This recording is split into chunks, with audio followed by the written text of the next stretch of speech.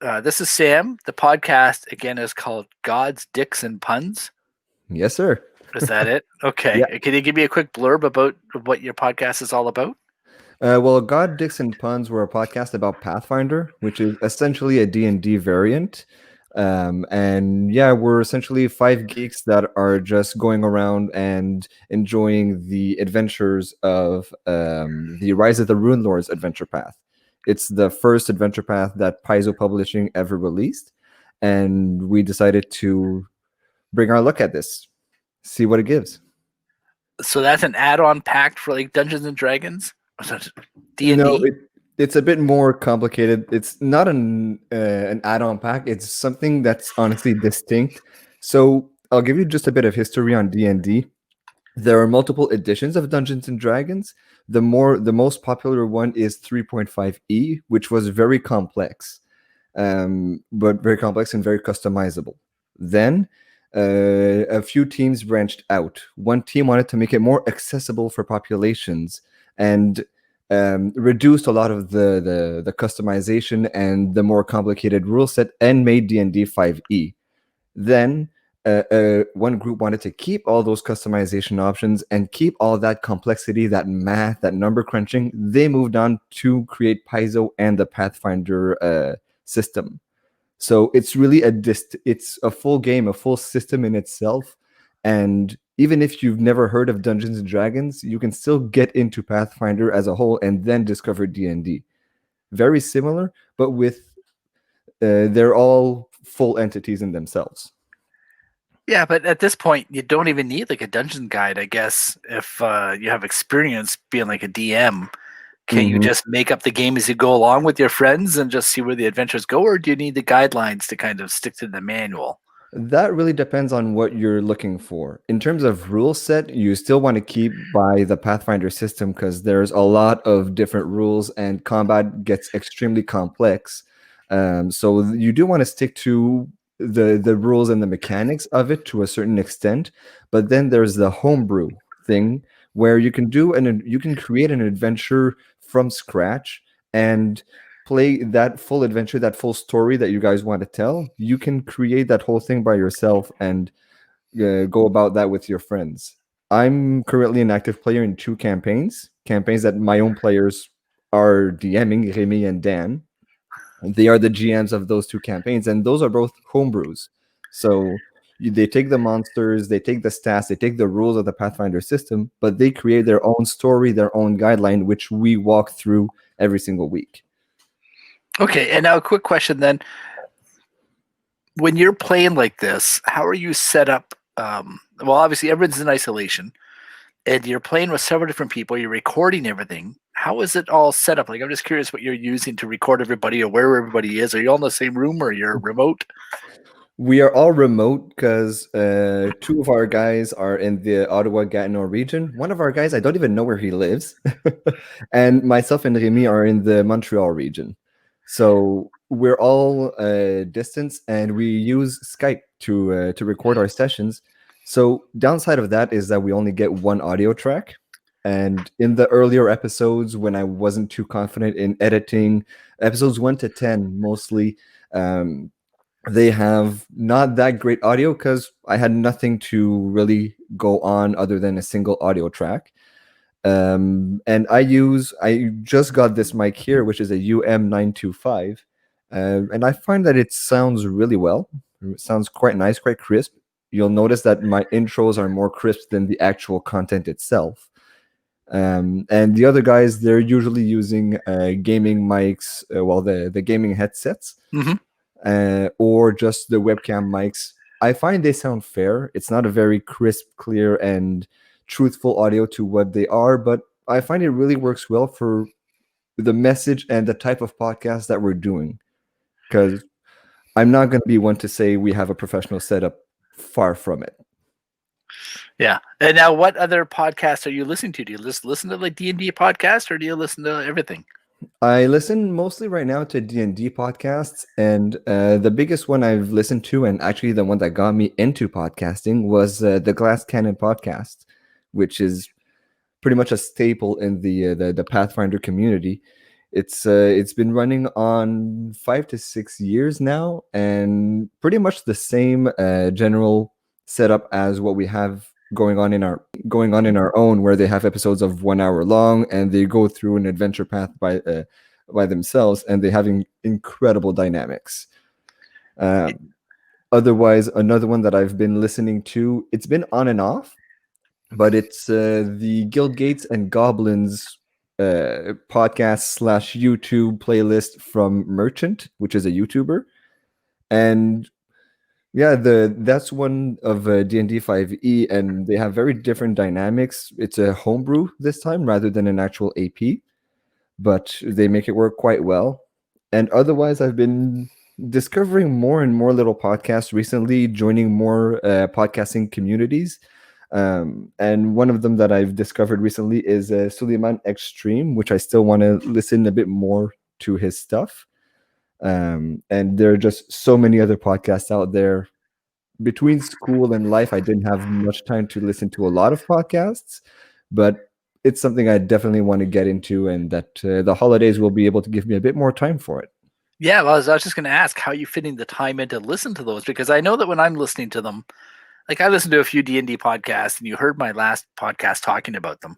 My problem is I'll burn through 2 or 3 episodes, and I'm like, oh, it's really interesting. I want to get into it, but then I had to listen to everything. So I'm constantly like listening to something and pushing it back. So I listened to you guys today for a little bit, and I made some notes that was kind of interesting. I noticed there's a lot of swearing, which is fine. You know, that's your business. If you want to swear, that's fine. I really like your artwork. I really like the intro music. Did you do the intro music yourself, or who did that for you?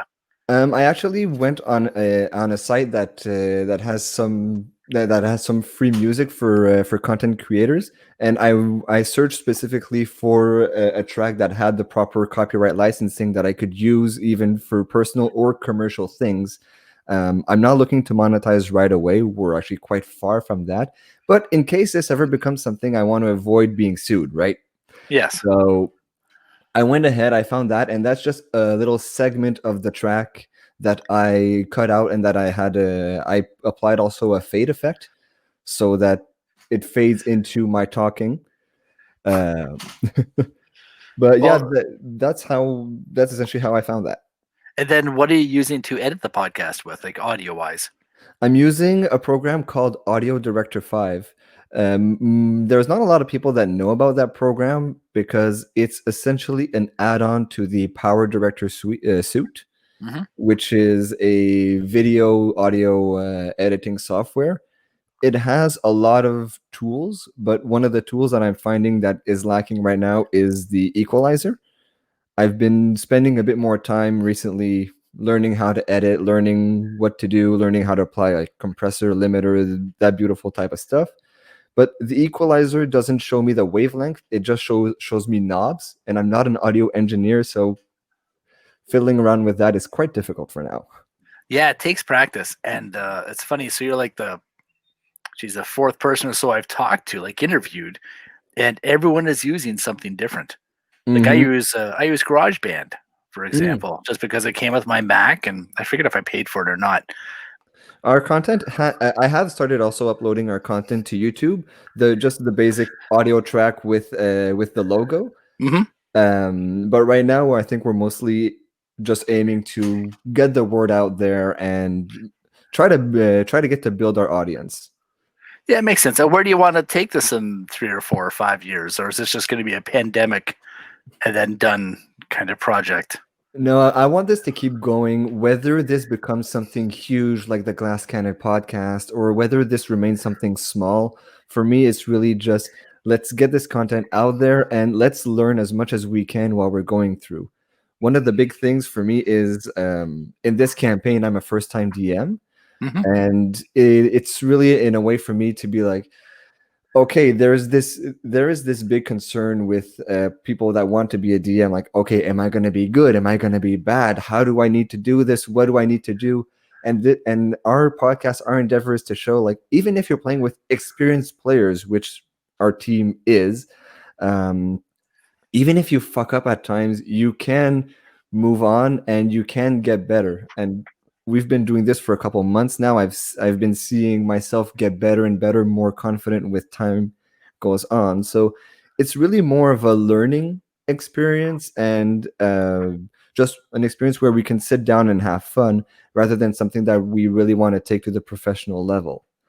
Now, if that comes with it, I'll be more than happy to take the opportunity to invest more time in this and make a living out of it. But that's not the end goal, at least not for right now.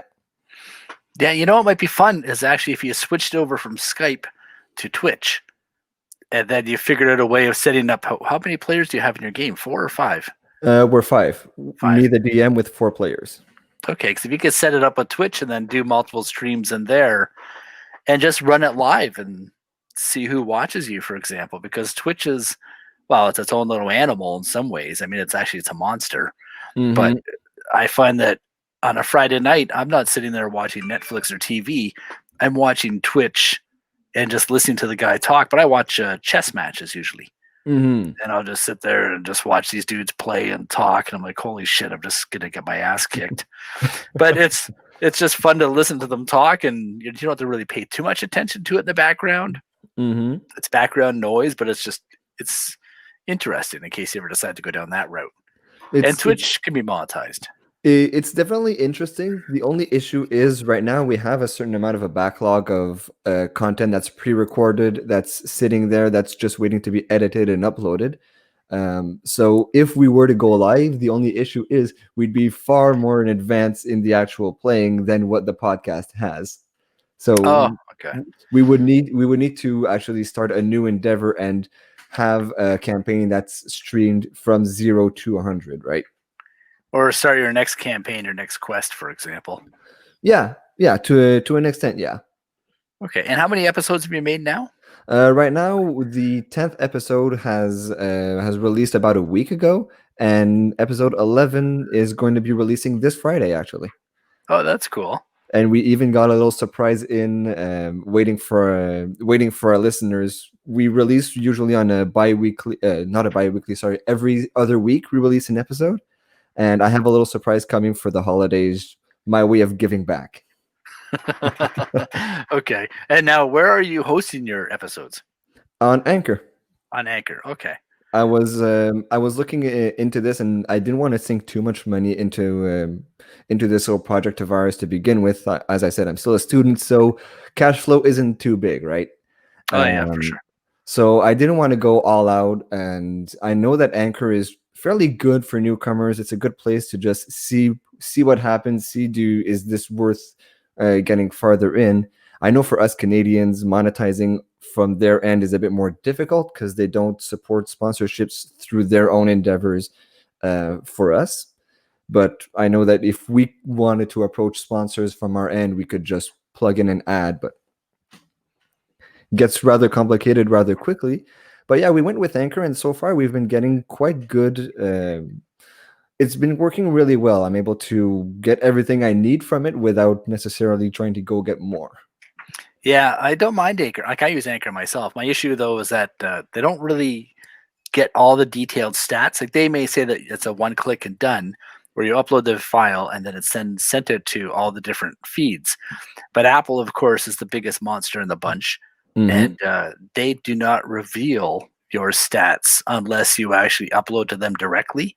Mm-hmm. So I find that Apple's not sending the stats back to Anchor, which means that all the stats you're getting back are from just different RSS feeds. So who knows it might show, 30 listens or 50 listens, but who knows if that's mostly Apple or if that's mostly Google Play or whatever it might be.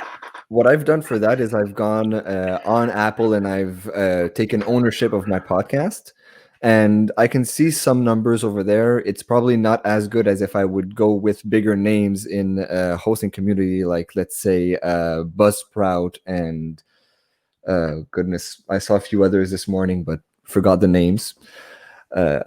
You could probably get more fidelity, more accurate. There you go. Stats. If we would go with bigger, broader paid services, but as of right now, as I said, us being such a small podcast, such a small project, I think that Anchor is just the right one for us. And if later on we can get a host that essentially pays for itself through our endeavor, I'll go for it. But until I get a limit from Anchor, I think I'm going to be sticking with them for a while. Yeah, and how long have you been doing this for? How many? We released our first episode on August 31st of this year, so we're quite fresh out of the gate. I know that you said Throne of Dice. They started their endeavor essentially in the same times, right? Mm-hmm. I believe they did. And yeah, they're fun to listen to as well. And there's different kinds of podcasts when it comes to D&D. There's the people recording their playtime, and then there's someone that I found, I forget who did it, where they just say they'll explain every class, and then they explain the different dice sets, and they explain, for example, how the attacks work. And as a newbie myself, like I don't play, but I found that really interesting. That when I started listening to that, I listened to like 2 or 3 episodes in a row. And each episode might have been 45 minutes to an hour, just kind of explaining it. So if you ever decide to get into the bonus content, that might be really interesting to follow up on too. Saying, I'm a DM and this is what rules we have to follow, and this is how the strategies work. It's just throwing it out there. Yeah, I hadn't thought of that, and I mean that's a really good idea, honestly, and it makes me think of the Glass Cannon. They had something called Cannon Fodder, which is something very similar, where they talk more behind the scenes, and they publish that. So might be an idea to do something, a little side project for more of the whole the people that are more in the start of D&D and learning even the basic rule sets. What we try to do is, like, when we get a new mechanic in, like, okay, now I want to do a charge. All right, +2 to hit, -2 to AC, so that we know, okay, but so that's good, but what's to hit, what's AC? I get where you're coming from with that. And how many dice you're using? Is it just one dice, or is it a bag of dice? Is it, like, you got to go right down to keep it simple, stupid. Because people like I'm 50, and I remember my friends were playing at I was 9 maybe when some of my friends started playing, and I didn't want to get involved into the game just because I didn't understand what they were doing. I'm like, I'll stick with my Legos. Well, I mean, especially with the Pathfinder system, it's one that's very complicated and very math intensive. One of the campaigns that I'm playing, we're rather high level. We're level 13 now, and the math it's quite intense. I'm really happy that we have an automatic sheet that takes care of all the math for us. But yeah, with the number crunch, with all the rules, it can definitely get quite intensive. So when somebody starts listening to a D&D podcast, I really recommend starting from the get-go. Start at episode 1, even if quality is probably not going to be as good as episode 100. You're at least going to be able to get some of the basics in, and all right, so this is a knowledge this is a knowledge that, XYZ. Yeah, well, what makes the D&D podcast so engaging, or at least in my personal opinion, what I enjoy about them, is that it is a story. It's initially a whole story, and you're going from the character creation and their backstory, and you're following them on these adventures. So it's a bit like watching Coronation Street, but with shields and swords. Yeah. And our players, we don't say the backstory outright, but we implement it as we go along. And one of the best things I found is the players reacting in role-playing ways, meaningful ways, that their characters are going to evolve in this. Some players are going to be very min-maxy, where they want, okay, I want the best X, I want the highest AC, I want the highest to hit, I want to kill your creature in one hit. Versus, like, let's go with Dan, with Sue, who will take feats that you take a drink, you get a bonus. But that's not going to help in combat. Doesn't matter. That's the character, right? Yeah. Okay, dude. Well, I think we've been chatting for almost 30 minutes here. Let's wind it down. Where can people find you? Are you mainly on Twitter, or do you have a website, or how does it work? Right now, we're mostly publishing through Anchor, as I said, and I'm quite easy to reach on Twitter, on Reddit. I'm currently working on a Wix site, but it's not quite done, so I'm not going to link people towards there. But we do have a subreddit where I encourage people to go find us, r/godsdickspuns.